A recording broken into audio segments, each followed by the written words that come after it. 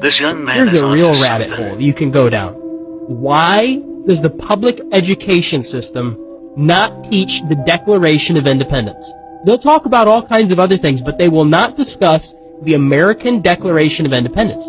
Because the American Declaration of Independence very clearly says that it is the people's duty to overthrow a tyrannical government. The duty of the people to overthrow a tyrannical government. Therein lies the purpose of the Second Amendment. It's not about anything else.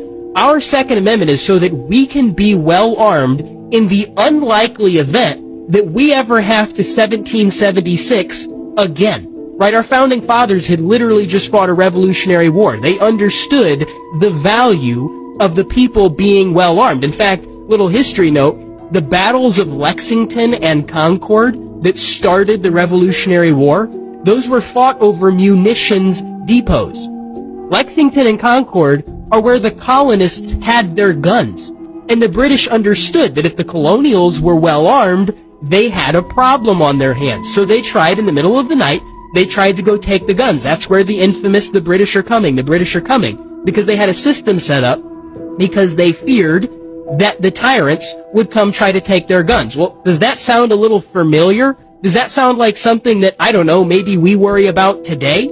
I think the reason they don't teach the Declaration of Independence to children is because if they did, it would red pill the crap out of a whole bunch of young people all across the country, because they would read the grievances of our founding fathers, and they would say, well, hang on, wait a minute, those are the exact same grievances that I have today. See, history never changes itself. It's cyclical. It just repeats over and over and over. And we're not that far off from history repeating itself again. And I think that that's the reason that they don't talk about the Declaration of Independence in our schools. In fact, you know, another reason that they don't discuss the Declaration of Independence in our schools is because the Declaration of Independence directly mentions the name of God Almighty multiple times.